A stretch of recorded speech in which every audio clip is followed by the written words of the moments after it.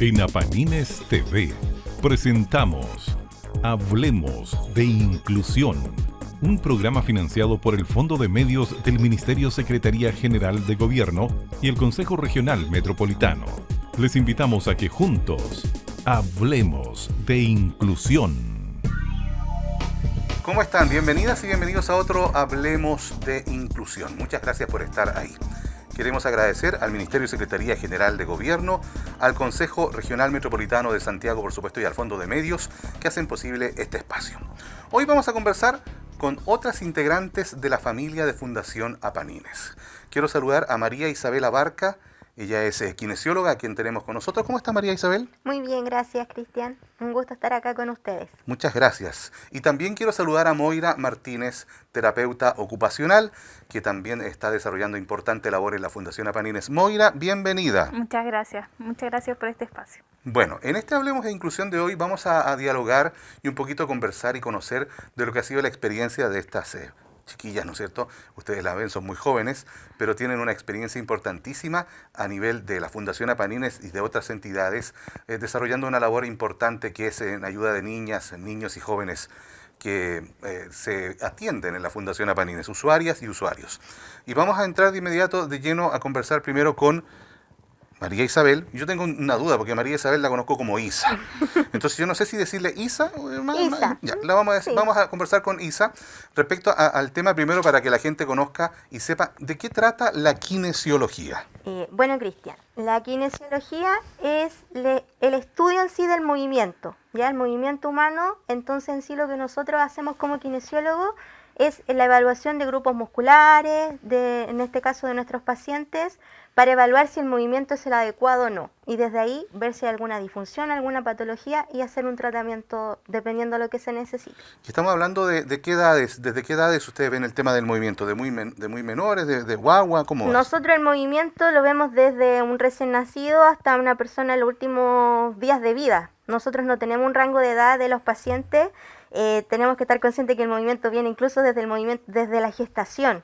Entonces, desde ahí ya nosotros podemos tener pacientes de días con algún problema de movilidad y también las personas que van perdiendo su movilidad con el paso del tiempo. Entonces, no tenemos un rango de edad de la gente que atendemos. Independiente de la edad, cada usuaria y usuario es un caso particular, ¿no Un es caso cierto? particular y único. Cada paciente va a responder a nuestro tratamiento, depende de sus condiciones físicas, genéticas y muchas otras cosas que tienen que ver con cada uno, más que guiarnos como por algún tipo de regla o libro según patología. No, cada paciente va a responder de manera diferente. Perfecto, hay como un pequeño resumen de lo que es la kinesiología. Y sobre la terapeuta ocupacional o terapia ocupacional, vamos a hablar con Moira para que nos explique un poquito respecto a qué abarca, de qué se trata la terapia ocupacional.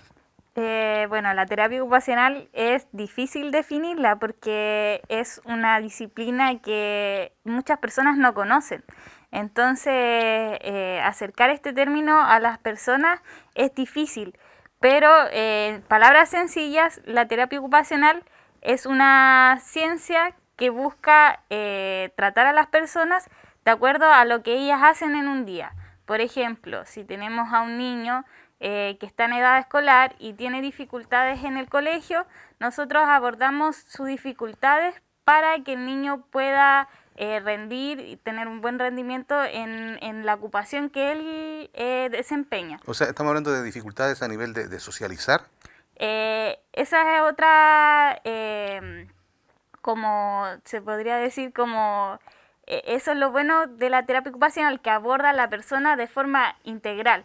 Nosotros vemos área física, área social, área psicológica, como que tratamos de abordar todas las dificultades, limitaciones que tengan los niños o jóvenes para que ellos puedan desempeñarse de la mejor manera en sus ocupaciones. O sea, tiene varias ramas la terapeuta ocupacional. Es un tema ahí no menor, un tema que abarca muchas cosas. Bueno, porque en un programa anterior conversábamos con Verónica, que también es parte de Apanines, y hablábamos del tema sensorial, por ejemplo. Y también está el tema de la sociabilidad, de cómo comportarse, de cómo desarrollar su día a día, desde lavarse los dientes y todo eso, ¿no? Sí, como le decía, las ocupaciones que se conocen son 7. Entonces vamos desde que nos despertamos, desde nuestra autonomía, las actividades de la vida diaria, el descanso y sueño, el trabajo, la educación, no sé qué otra se me queda, pero son todas las actividades que nosotros vamos haciendo durante el día. Nosotros nos desempeñamos de forma diferente. Hay algunas que quizás le cuesta más, por ejemplo, dormir, descansar. Hay algunos que quizás los niños sobre todo tienen dificultades en su autonomía, en su independencia. Entonces nosotros trabajamos de acuerdo a las habilidades, de acuerdo a las evaluaciones que nosotros vamos haciendo. Hacemos un plan de trabajo y abordamos esas dificultades acá, por ejemplo, en la sala de terapia ocupacional. ¿Y eso se hace independiente de la edad o se maneja por edades? En la ciencia de terapia ocupacional aborda desde recién nacidos hasta adultos mayores, pero acá en la fundación nosotros atendemos a niños, a bebés de 10 meses hasta ya jóvenes de 23, 26 años. Perfecto. Entonces se puede abordar independiente de la edad. Uno tiene que primero hacer una evaluación, ver cuáles son las dificultades de los niños y de acuerdo a eso intervenir en las limitaciones que tenga el niño en sus ocupaciones, en sus actividades de la vida diaria. Muy bien. Yo quiero decir que son dos terapias muy complicadas y difíciles de desarrollar, me imagino, a distancia. Y quiero preguntarle a Isa, ¿cómo fue el tema de desarrollar la kinesiología durante la época más difícil de la pandemia, donde había, ¿no es cierto?, las cuarentenas y donde tenía que tener como asistente a los papás o a las mamás en sus casas? ¿Cómo fue todo eso? ¿Cómo fue esa experiencia? La verdad es que es difícil, se hace complejo porque la kine es movimiento, como te explicaba anteriormente. Entonces costaba mucho estar como en un espacio pequeño, reducido, ya sea tanto el niño en su casa como yo en mi casa, y quizás también a veces faltándonos muchos implementos que nosotros contamos acá en la fundación. Entonces se hace un poco difícil el querer movilizarlo, porque también en mi caso tengo muchos usuarios, en este caso los niños que nosotros los llamamos usuarios, a los cuales yo necesitaba movilizar, ya que la movilización va de mi parte. Entonces existió un aprendizaje por parte de la familia y de los papás a empezar a hacer esas movilizaciones ellos, guiado en este caso por mí, pero cosas que muchas veces no habían hecho o que no entendían o que en algunas ocasiones les da miedo de hacer, sobre todo en los usuarios con movilidad reducida. Entonces se hacía un poquito más complejo. Y también los más chiquititos, los niños que tienen algún trastorno como el TEA, cuesta mucho más mantenerlo concentrado tratando de seguir orden. Claro. Entonces ahí también entra un juego un poquito también más chistoso en que los papás se cruzan ahí entre medio, les toman las manitos y van haciendo ellos las cosas más que los niños. Pero fue un aprendizaje para todos este proceso de terapia online, porque en mi caso nunca la había realizado. Se hace complejo, pero no es imposible. Eso es importante decir, ¿eh? Se hace complejo, pero no es imposible, porque me imagino que ustedes trabajaban haciendo todo un plan para llevarlo a la casa, y en cierto modo eras como el director técnico del equipo. Exacto. Que tenía que jugar el partido, ¿no? Tenías que decirle a los papás, mamita, haga esto, papá tiene que moverlo así, y el niño tenía que responder. Ahora, claro, deben haber muchos chascarros de todo esto, deben haber muchas situaciones complicadas, porque los niños muchas veces son difíciles de mantener la atención 100% en la actividad. Lo vemos acá a diario cuando vienen a la fundación, más debe ser estando en su casa, en su ambiente y frente a una cámara, ¿no? Sí, totalmente. Lo que pasa es que nosotros en el día a día tenemos muchos chascarros con los niños. Sobre todo en mi caso que les tengo que enseñar algunos ejercicios, movilizaciones, entonces no nos salen porque obviamente tienen dificultad, problemas de equilibrio, de estabilidad, nos caemos más de una vez y todo, entonces ahora era como el chascarro en la casa, el papá enseñando el movimiento y cayéndose el papá. Claro. Entonces como que ahí era el chiste de, pucha tía, si no tengo equilibrio yo, ¿qué voy a tener el niño? Entonces claro. Sale como ese tipo de broma, los niños se reían mucho de ver a los papás tratando de hacer los mismos ejercicios que uno les solicitaba a ellos, pero dentro de todos, igual, como digo, es un aprendizaje para todos y lo pasábamos bien, igual. De todo eso se aprende finalmente. Sí. Moira, ¿y cómo fue tu experiencia en este tiempo de pandemia difícil ahí con las terapias online? A mí me pasó que el trabajo que realicé fue más enfocado a los papás. se hacían más orientaciones porque de repente los papás cumplen con ya, ellos traen a los niños a las terapias y los niños entran a la sala y la puerta se cierra y los papás quedan afuera. Entonces, después al finalizar uno le da una retroalimentación a los papás de lo que hizo, de lo que se trabajó, de cómo funcionó el niño, pero el papá no se involucra en la sesión. En cambio, en la sesión online, uno tiene que hacer el trabajo colaborativo con los papás. Entonces, uno tiene que explicarle, ya, vamos a hacer esta actividad. ¿Pero por qué? Porque queremos trabajar esto. Y uno aborda como las dudas de los papás, los orienta, de repente le hace la bajada, porque muchos papás tienen expectativas que algunas veces son altas de lo que se puede lograr a un corto tiempo, entonces uno tiene que ir ahí orientándolo, retroalimentándolo. Y no, o sea, en mi caso fue positivo el trabajo que se hizo en la terapia online, pero también había muchas dificultades porque, por ejemplo, habían problemas de internet o me acuerdo que también uno estaba conversando y de repente como que se iba la señal del otro papá y uno quedaba ahí como, ay, ¿qué habrá pasado? Y ahí después nos comentábamos, no, se cayó la señal o a uno. Pero no era porque el papá había desconectado el internet. No. No, ya, yo sé que el papá desconecta el internet o desconectarlo porque sabes que me cansó esta terapia, ¿no? Sí. No es tan así. No. Como que de repente como habían problemas de señal, pero solo eso que recuerde, pero ya después cuando volvimos a las sesiones presenciales, ahí porque yo como soy nueva, no me conocían como así como la tía Moira acá en la fundación, ya después nos fuimos acercando, creando vínculos y ahora con los chiquillos y con los papás. Ahora, conociendo que cuando vienen los papás con los niños tienen que tener la responsabilidad de traerlos acá en forma presencial, pero estando en tiempo de pandemia y de cuarentena, ahí se jugaba mucho con la responsabilidad también de las familias y con el compromiso que tenían que poner los papás para poder hacer su trabajo, ¿no? Sí, porque tal como es obligatorio o justificar la ausencia o el retraso acá cuando estamos atendiendo presencial, lo mismo se espera cuando es la terapia online, porque el profesional, en este caso yo, tengo que estar conectada a la hora y Exacto. Si ya pasan 15, 20 minutos y no se conecta la familia, lo mínimo que se espera es que los papás avisen por qué no se conectó o qué pasó, porque de repente siempre surgen cosas a último momento o dificultades en la familia.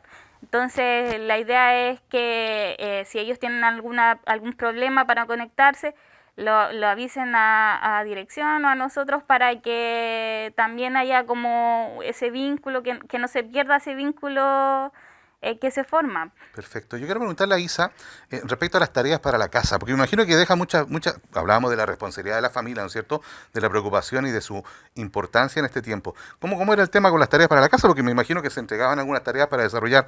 ¿Cumplían los papás o no? Sin decir nombre. No, claro. Bueno, la modalidad que nosotros empezamos a adquirir fue la siguiente.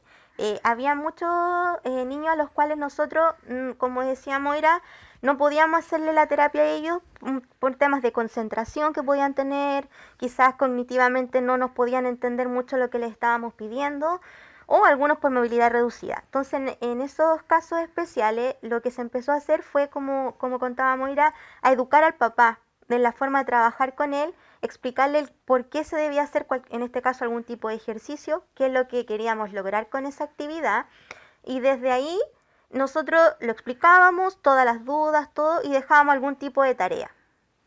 Esa tarea, la modalidad de trabajo era que a la siguiente sesión nosotros necesitábamos algún tipo de retroalimentación de que esa tarea se hizo. Claro. Video, foto o por último dentro de la conversación. Algún registro, ¿no? Exacto, y dentro de la conversación del mismo día poder ir conversando y sacando información de cómo estuvo esa tarea, qué le costó hacer, por qué, porque claro, los papás se empezaron a colocar un poco en nuestro lugar y decir, es que me costó, claro. No lo quiso hacer, no le sale. Entonces también empezar a trabajar con las frustraciones que pueden presentar los padres frente a algún tipo de actividad. Por supuesto. Y desde ahí nosotros nuevamente decirle, mira, inténtalo pero de esta forma.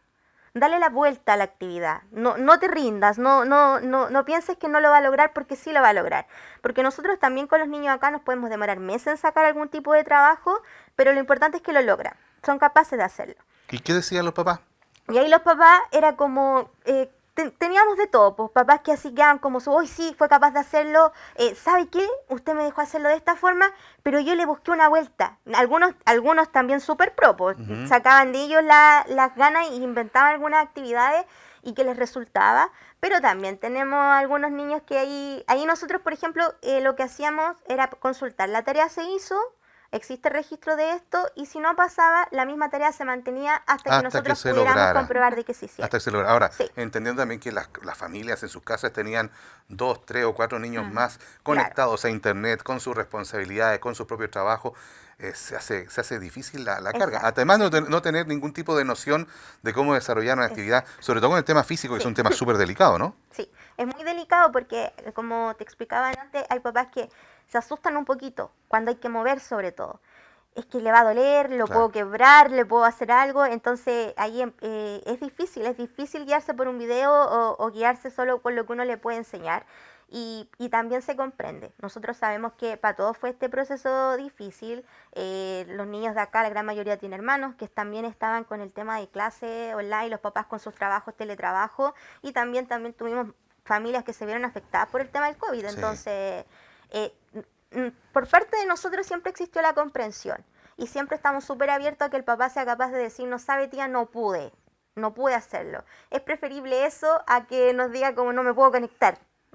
¿Sabe qué? No Sí. pude, me costó, y siempre va a haber comprensión y tratando de buscarle otra solución al tema. Ahora, ¿pasaba de repente por ahí o no? Que por ejemplo, estabas haciendo una terapia y estaba solamente el niño y el niño arrancaba y no lo pillaba Sí, más. pues no lo pillábamos Sí. más. ¿Sí? ¿De Nunca verdad? más, no lo veíamos más. Y ahí aparecía la mamá, la abuelita, todo como tratando de cubrir la imagen un poco, pero el niño corría y no lo veíamos más. O sea, ejercicio hacía, pero no era el que tenía que hacer, ¿no? De hecho nos pasaba mucho, teníamos un niño que se sentaba a esperarnos que llegáramos, nos saludaba y no apagaba la cámara. Oh, Era como, ya los saludé, los vi, chao, lo apagaba. apagaba la Y cámara. tenían un internet que costaba mucho la conexión, entonces la mamá le costaba como 15 minutos después para poder volver a conectarse. Pero él era como que esperaba eso, así como que se emocionaba al vernos y nos veía y era como, ¡pum! Y nos apagaba. Y decía, chao. Parecía algunos videos para verse por ahí en internet donde están en clase acostados, ¿no? Una cosa así, ¿no? Sí. No, sí, Oh. También pasa. ¿También? ¿También estar acostado? también. Moira, ¿conoce algo de eso? ¿De algún chascarro de eso de...? Sí, de repente nos recibían en la cama o en pijama, pero igual uno entiende que estando en la casa uno se relaja. Entonces de repente nos recibían en la casa con pijama o en la camita y acostados. Es difícil, ¿ah? Sabiendo también que en este tiempo de la pandemia se nutrió mucho de estas digamos, experiencias, se aprendió mucho, sin tener los protocolos necesarios a nivel nacional en cuanto a la atención que debían tener niñas, niños o jóvenes en situación de discapacidad. Entonces, fue complicado. Yo quisiera irme con Isa para que nos comente un poquito, porque ella, aparte de la Fundación Apanines, labora en un prestigioso institución de salud de Melipilla. La vamos a mencionar igual, ¿eh? La Clínica San Agustín, un saludo que son grandes amigos también y colaboradores de la Fundación Apanines. En la Clínica San Agustín, ¿cómo fue el tema del COVID? ¿Cómo fue el tema de la atención de pacientes, de usuarios ahí? Bueno, la verdad que para todo este tema fue algo... Porque ahí sí que iban presencial, Sí. nada de No. teleterapia. Fue algo imprevisto para todos, algo que no se esperaba. Recuerdo haber tenido una reunión como a principios del año 2020, viendo el tema, conversándolo, sabiendo que teníamos en bodega todo lo que podíamos necesitar, pero casi pensando que esto no iba a llegar a Chile. Y en cosa de 3 semanas estábamos con contagios ya a nivel nacional. Exacto. Y empezó a ver este tema del protocolo, un tema de protocolo que es súper complejo, porque lo primero que hicimos todos fue asustarnos mucho, pero la salud no para. Entonces fue complejo primero en el ámbito personal, porque en mi caso mis padres son ambos adultos mayores y los dos con enfermedades crónicas, un poquito complejas de tratar. Entonces era como, no puedo dejar de trabajar porque dentro de mi profesión está seguir sirviendo en este caso. O sea, a uno en algún momento te preparan para cosas así, pero se espera que no pasen. Exacto. Entonces había que seguir trabajando y todo, y tuvimos que empezar todo era nuevo, desde la limpieza, desde el cambio de lavado de manos, nos estábamos lavando las manos cada un minuto. El uso del alcohol a El cada uso de rato. alcohol, terminamos con las manos pero totalmente rotas, así partidas, con heridas, con llagas, porque claro, diferentes tipos de alcohol gel, el lavado continuo, lo mismo, también empezamos a tener daño a nivel facial por el tema del uso de la mascarilla, que nosotros las usábamos, pero solo cuando veíamos, en nuestro caso, solo pacientes respiratorios. Ok. Cada vez que yo atendía un paciente respiratorio debo usar mascarilla, pero ahora era usar todo el día la mascarilla, saber cada cuánto tiempo tengo que cambiármela, saber dónde, en qué lugar la debo eliminar, dónde iba cada desecho, entregarle la seguridad al paciente de que está en un espacio donde está todo limpio. Y la tranquilidad. La tranquilidad, porque nosotros trabajamos en kinesiología, tenemos box para pacientes, pero también tenemos muchos pacientes en sala, que están ahí compartiendo dentro de todo en una sala común. Entonces nos costó un poco el tema, tuvimos que cambiar también nuestro horario, tratar de, no sé, yo puedo estar hasta con 4 pacientes en un mismo momento y tratar de tener a 1 o 2 para que no se nos juntara con los otros kinesiólogos tanta gente, dividir los espacios para poder trabajar, tener la sanitización correspondiente de cada espacio, entra un paciente, inmediatamente se limpia, cada cosa que utiliza el paciente debía llevar una limpieza especial y ojalá hacerlo delante de él para que él sea consciente de que está limpio, porque yo puedo decir está limpio, pero él decir no lo vi, que también pasa porque la gente estaba con mucho miedo, entonces fue varios protocolos. Estábamos en un edificio en que sí, no estábamos con pacientes COVID, pero estábamos en el piso de arriba llegando gente haciéndose PCR a cada rato. Entonces, hubo mucha desinformación, las primeras semanas era casi un peligro para la sociedad tener COVID, porque la gente se asustaba y era como, vamos a lincharlo, él tiene COVID, o llegó uno allá y yo estaba ahí. Se le estigmatizó mucho. Y se asustó, de hecho hubo un caso emblemático, que el primero en la clínica, es que llegó alguien a la clínica y que no sé qué, ya había mucha gente, que se creó mucho, había mucho miedo. Y las redes sociales alimentan mucho eso. Alimentan mucho eso, entonces se entiende porque la gente estaba con mucho miedo y todo, pero fue un aprendizaje para todos y cosas que ya ahora creo que uno ha ido incorporando, ya como que lo tenemos, quizás sin tanta necesidad de algunos protocolos, pero ya como que se instauraron y van a quedar, yo creo ya. Yo quiero quedarme contigo, Isa, respecto al tema, justamente cuando se vuelve el año pasado a la fundación en septiembre, después de estar varios meses con teleasistencia o teleterapia, en un periodo antes, porque tuvimos varios periodos de cuarentena, ¿no es cierto? Hemos tenido ya 2 o 3. Entonces, en una de esas, cuando ya volvemos a la institución, había ese temor justamente, había ese miedo del contagio, pero no del contagio propio, sino que el ser uno el que podía traer el contagio a uno de los usuarios de la fundación. Sí, nos costó mucho y fue tema de conversación como profesionales, con la directiva y todo, el tema de volver o no volver. El año pasado, nuestra primera cuarentena, que se puede decir, también quisimos instalar un poco el tema online, pero no era tan obligatorio. Como estábamos recién con esto, se le ofreció a los papás algún tipo de asistencia y todo. Y no muchos... Y quedó como a libre elección quién quería hacerlo, quién quería tomarlo, no. Y cuando se decidió volver, ya cuando nos sacaron la cuarentena, si no me equivoco, fue como en septiembre más o menos del 2020, estábamos súper asustados. Como te decía adelante, yo primero estaba asustada porque estaba trabajando aún y tenía a mis papás adultos mayores, y ahora estaba asustada porque decía voy a ir a la fundación después de estar en la clínica. Después de estar en la clínica y voy a estar con niños que nosotros sabemos que muchos tienen algunas patologías que también daba miedo, que no sabíamos cómo podían reaccionar si se llegaban a contagiar. Entonces estábamos más asustados por lo que podía hacer. Entonces, claro, nosotros sabíamos que cómo nos cuidamos, ya esto nos vamos a cambiar, vamos a tener, aumentamos los tiempos de limpieza de salas, del material que se utilizaba y todo, pero igual existía el miedo a que pudiera pasar algo más, nos costó, y también, como decías tú, no existían protocolos. No existían protocolos para los niños con necesidades especiales. Aún no existen. Imagínate que gran parte de los usuarios que nosotros tenemos son niños con problemas sensoriales importantes que no toleran el uso de mascarilla porque no toleran casi nada a nivel de cabeza. Exacto. O muchas cosas que uno puede colocar en su cuerpo. Entonces, estuvieron encerrados en su casa en una burbuja. Los papás no se preocuparon de estar colocándole la mascarilla y todo porque estaban en la casa. Claro. Entonces, al momento de salir, nos dimos cuenta, oh, estos niños no la toleran, no quieren usarla. Entonces era más miedo, era como no lo estamos protegiendo de la manera que quisiéramos. Además que estábamos todos sensibles, en ese tiempo estábamos todos temerosos, justamente, no solamente de contagiarnos, sino que ser uno el portador y el responsable de que otro tomara el contagio del coronavirus. Bueno, finalmente se trabajó en aportar, digamos, algún tipo de protocolo interno que se manejó y se modificó durante el camino, ¿no?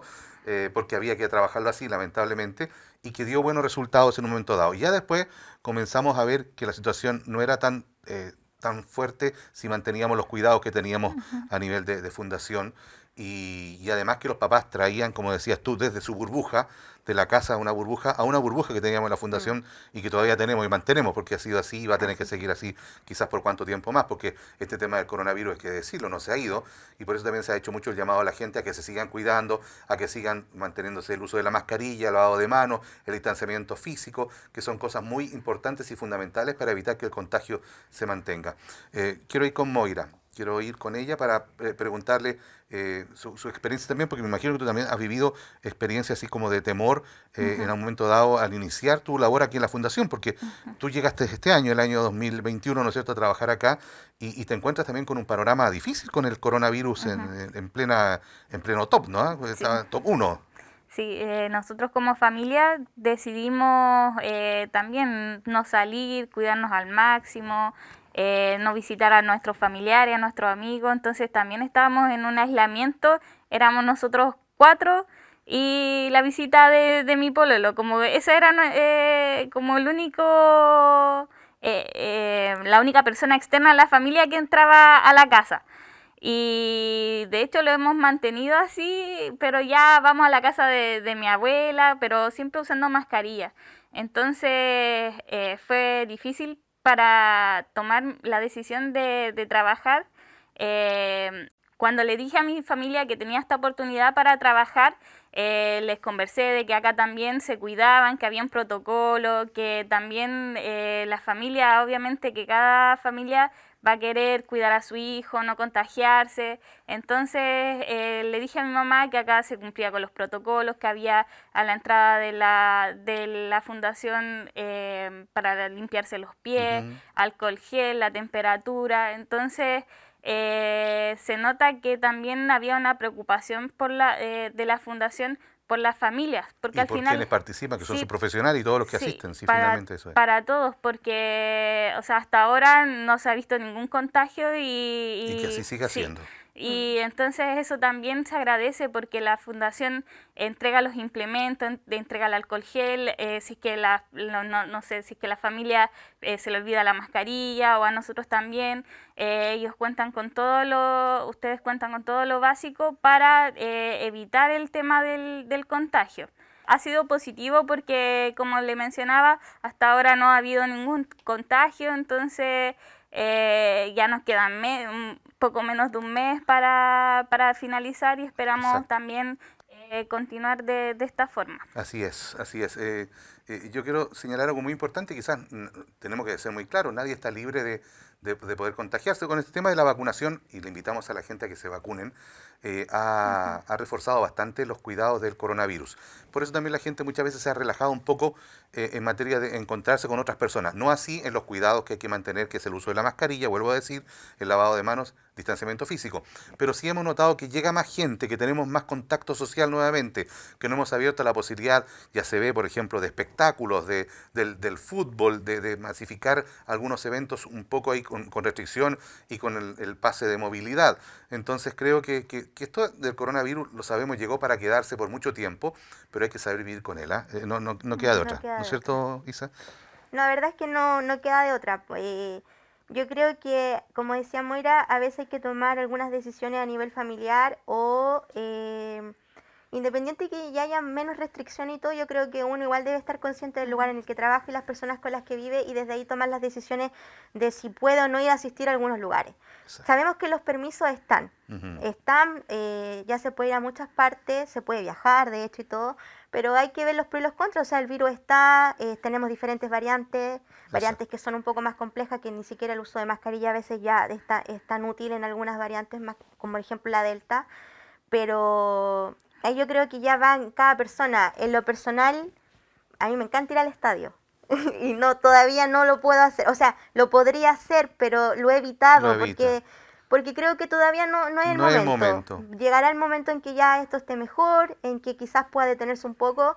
A mi parecer, yo creo que el COVID llegó para quedarse. Lo más probable es que tengamos que aprender a vivir con él. Eso. Sea un virus que se instaure en la sociedad y que quizás necesita algún tipo de vacunación, así como la influenza todos los años y todo, Claro. pero que la carga viral sea baja y no como ahora que todavía hay personas que mueren por eso. Ahora, recordemos que el tema de la vacunación, Isa, dice relación no con que uno no le vaya a dar el Exacto. coronavirus, no sé, que simplemente le va a dar mucho más, quizás más acotado lo que son los síntomas, que no lo van a llevar a estar entubado o en una UCI de un hospital o una clínica, ¿no? Lo que busca en sí la vacunación es que no tengamos hospitalizados. Eso es lo que busca. Hoy en día estamos como frente a un nuevo rebrote, se podría decir. Están aumentando los casos a nivel comunal y a nivel país, pero si cuando uno consulta, más o menos en nuestra área, no están colapsados el sistema de salud porque son mucho menos las personas que han necesitado la hospitalización. Y hasta ahora, claro, hay algunos que han tenido las 2 dosis que han necesitado hospitalizarse, pero no la dosis de refuerzo que es la que se está colocando ahora, o algunos estaban solo con una vacuna, los que han necesitado mayor hospitalización. Y algunos sí, de todas formas las requieren más que nada porque tienen alguna enfermedad asociada, Claro. específicamente respiratoria, pero no son muertos. Son personas que son más fáciles de tratar. Y eso la vacunación no ha demostrado tener efecto, porque por lo mismo hay menos restricciones de movilidad y todo. Hay casos, sí están, pero lo importante es que ha bajado la tasa de mortalidad y también el tema de la hospitalización. Exacto, y recordar que en un principio se hablaba de que atacaba a la gente adulto mayor y después se demostró que todos somos vulnerables ante el coronavirus, eso es muy importante. Quiero ir con Moira, ya casi la parte final. Moira, desafíos para los meses que vienen, para el próximo año, ¿qué viene en tu vida? ¿Qué es lo que piensas que puedes desarrollar a nivel profesional? Bueno, a mí a nivel personal y profesional me gustaría continuar perfeccionándome, quizás estudiar un magíster relacionado con el área, porque siempre es necesario continuar capacitándonos, porque siempre hay actualizaciones en los tratamientos, en las intervenciones que realizamos, entonces para mí también es una prioridad contar con ese conocimiento para poder darles una atención de calidad a todos los usuarios y la familia.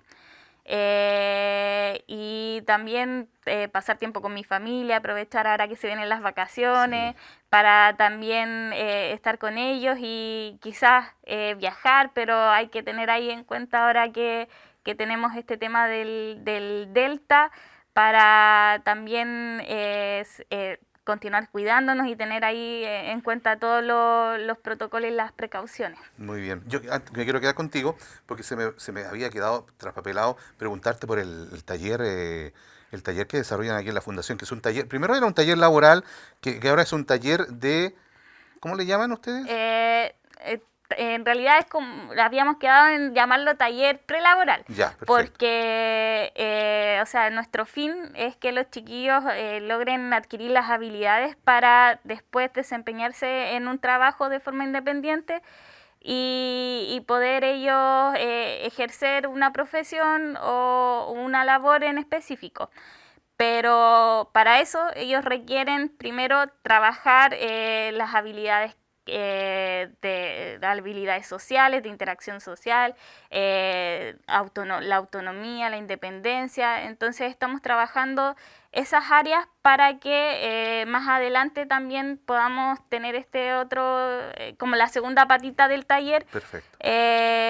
Con los chiquillos. Estamos hablando de jóvenes ya, ¿no es cierto? De mayores de 18 años. Sí, son jóvenes que asisten a la fundación, que cumplen con el requisito de tener entre 17 y 18 años y que tengan la disponibilidad para venir al taller, para trabajar con nosotras. Trabajamos diferentes áreas. Estamos trabajando, por ejemplo, ahora el área de alimentación, de preparación de alimentos. Estamos cocinando, por ejemplo, waffles, pay de limones, hemos hecho galletas, incluso cosas básicas como hacerse el pan con palta, Ya. hacerse el pan con Algo que huevo. parecería tan Sí. cotidiano para cualquier persona. Sí, entonces estamos trabajando desde lo básico para que los chiquillos experimenten todas estas actividades, estas experiencias y lo puedan hacer. Y antes de esto, del tema digamos, de la cocina en sí, yo los vi por ahí, incluso hasta pintando unas bancas, arreglando Sí. unas cosas. La idea es que pasemos por diferentes experiencias, entonces estamos trabajando, por ejemplo, pasamos por la pintura, ellos la banca tuvieron que lijarla, tuvieron que prepararla, hacerle la mantención, y también tuvieron que trabajar en equipo, no sé, la Fran hacía una parte, el Ángel hacía otra, el José era el encargado, no sé, de barrer, de limpiar, entonces también veíamos los roles que cumplen cada uno en el trabajo, y tuvieron que pintar la banca, tuvieron que también Hicieron un huerto. Entonces ahí los chiquillos experimentaron desde una semilla, no sé, de legumbre, de lenteja, sembrar la semilla hasta ya ver la mata de lentejas, y después nos falta la etapa de cosechar. Perfecto. Entonces, para que ellos vean todo el proceso de cómo mantener, de cómo se tiene que regar, tiene que tener una constancia, una rutina para el cuidado de las plantas. Muy bien, muy bien. Isa, bueno, me quedaba la pregunta para la Isa. Desafíos que se viene para los próximos meses. ¿Qué trae Yo este sigo próximo año? trabajando, ¿Ya? no paro de trabajar. Bueno, como saben, estoy también en Clínica San Agustín. Ahí estoy trabajando actualmente, me estoy dedicando, es que el área de la kine tiene varias áreas, pero estoy como bajando un poquito la intensidad. Entonces ahora estoy en la parte solo de traumatología y estoy encargada del laboratorio de función pulmonar. Entonces estoy encargada de todo lo que son exámenes de espirometría, La famosa espirometría. provocación bronquial, test de marcha y esas cosas estoy encargada de hacerlas yo. Estoy actualmente haciendo un magíster de columna vertebral con un enfoque biopsicosocial, o sea, más que nada enfocarnos en por qué duele y si ese dolor muchas veces viene tomado más de emociones que de un dolor real. Ya, entonces estoy haciendo... Me ofrezco como como sujeto, caso clínico. sujeto de prueba. ¿Ah? Sujeto de prueba. Yo también. Estoy actualmente en eso, espero terminarlo ya, me quedan poquitos meses para eso. Y bueno, seguir también perfeccionándome en lo que tiene que ver con el área de la neurorehabilitación infantil, que es lo que yo me dedico acá específicamente en la fundación, porque como decía Moira, el conocimiento nos ayuda también a entregar una mejor atención, Sí. porque nos pasa que cada persona es un ser único y irrepetible. Sí. Entonces podemos tener, no sé, nosotros acá tenemos muchos niños, por ejemplo, con síndrome de Down, pero ninguno tiene el mismo comportamiento de otro, aunque un libro te diga que es así. Claro. Hay algunas cositas que pueden ser, que más que nada son aspectos físicos que pueden tener similares, pero en el momento de trabajar con Un libro los categoriza, pero los no es, categoriza ¿no? exactamente, pero cuando uno trabaja con ellos, cada niño se comporta de una manera diferente y la experiencia, el tiempo que uno trabaja con ellos y aparte los conocimientos que nos entregan también los cursos que nosotros tomamos constantemente, nos ayudan a entregar una mejor atención, que esa atención también tiene que ir enfocada en la educación a los padres. Entonces, eso es por lo menos lo que espero ya seguir trabajando el próximo año. Muy bien, hablando de libros, ¿ah? Cada libro tiene una etapa similar, pero el contenido es muy distinto. ¿Ah? Y hablando también de la espirometría, usted me dijo que yo tenía los pulmones de un abuelito de 80, ¿se acuerda, no? Sí, pues es que eso salió. Tan complicado. Mayor de 80, decía. ¿Y Ni por qué siquiera es de eso? 80. ¿Y por qué es eso si yo llevo, cuánto? No alcanzo todavía ni... Bueno, ya. Ya, Eso dejémoslo ahí. será para otro programa. Muy bien. Muchas gracias, Moira. Gracias, Isa. Muchas gracias por estar con nosotros. Gracias a ustedes. Estamos finalizando este Hablemos de Inclusión. Queremos agradecer al Ministerio y Secretaría General de Gobierno, al Fondo de Medios y al Consejo Regional Metropolitano de Santiago que hacen posible este programa, que vuelve en una próxima edición junto a ustedes, por supuesto, a través de redes sociales y a través de Apanines TV. Será hasta entonces. Muchas gracias. En Apanines TV hemos presentado Hablemos de Inclusión, un programa financiado por el Fondo de Medios del Ministerio Secretaría General de Gobierno.